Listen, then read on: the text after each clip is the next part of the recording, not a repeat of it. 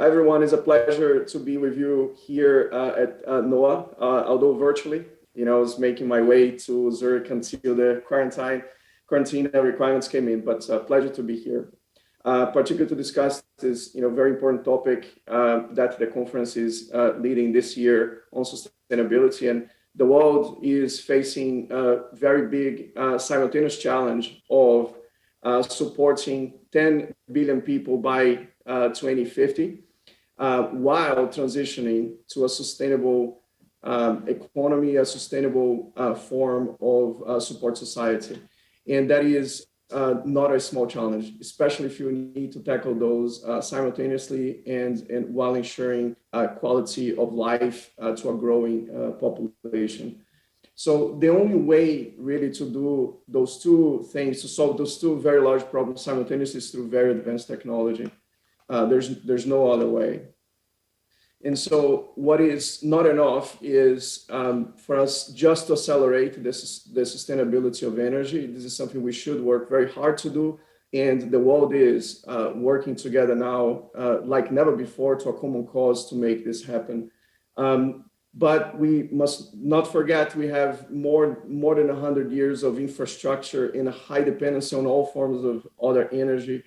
And so while we are accelerating the transition, we need to optimize everything we have, from all forms of energy, from how the world actually still runs today, together with the new sources. All of it together is what can make society continue to prosper while creating a better future, for all of us.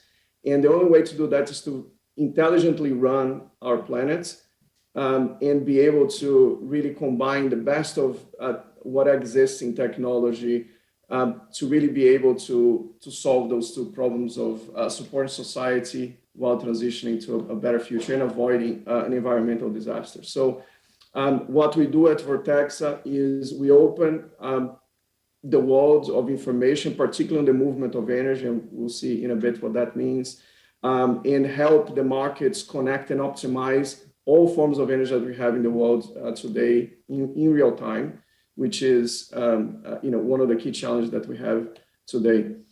There is $1.8 trillion in energy trades and movement that exists on the water every year. And all this movement of energy is done with very limited amount of information, which means that the whole world is not optimizing for all it can do across all energy forms and allocating efficiently and operating inefficiently in a global level.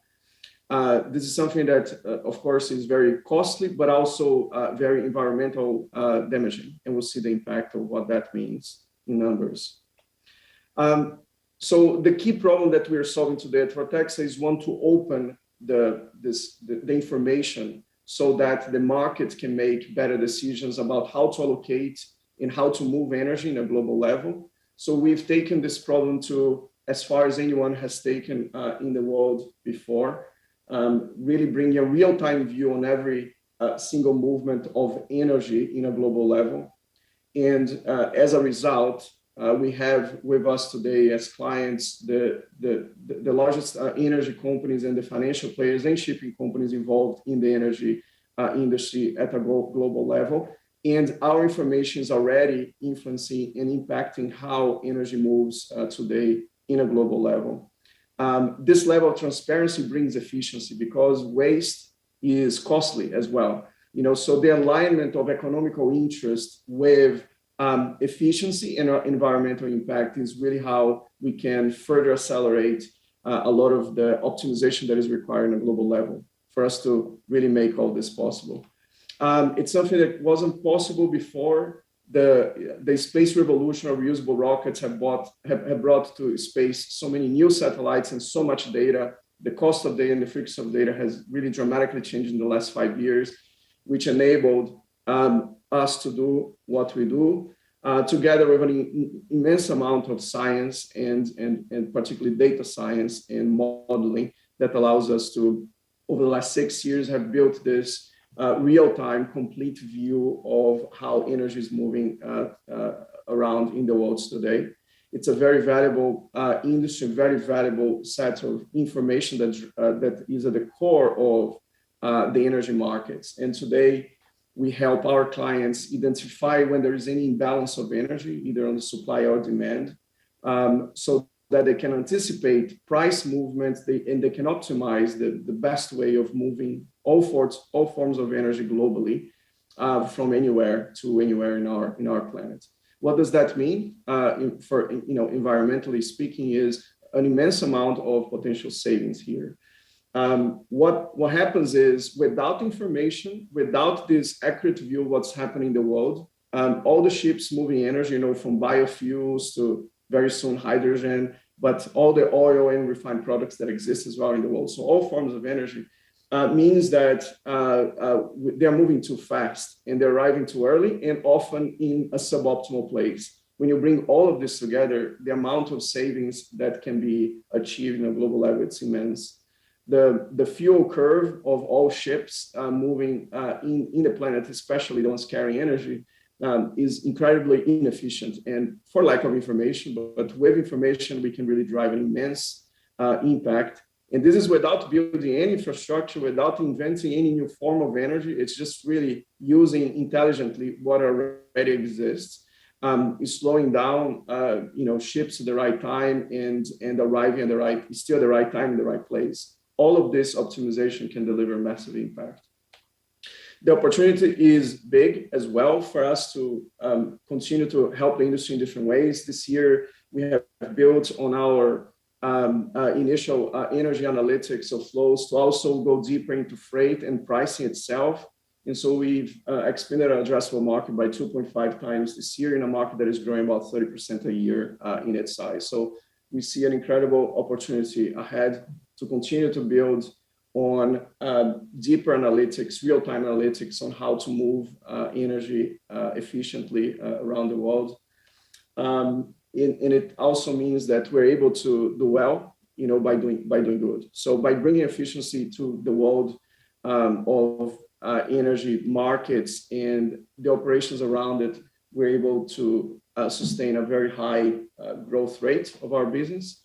But also we see the immense possibility of unlocking even bigger opportunities on top of our SaaS business today, enough to sustain very long-term growth for us that goes even beyond our IPO here on the screen. It goes us for decades, so definitely more than a decade.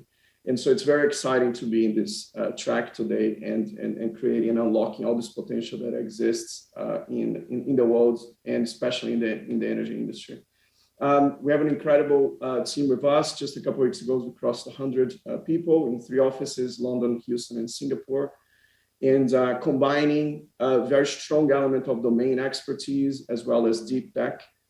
So I come from BP. I was running BP's trade technology and global analytics team out of London for many years before starting the company. And our chairman was running Goldman's commodities trading business as well for a few decades. So together with him and an incredible team of data scientists and deep tech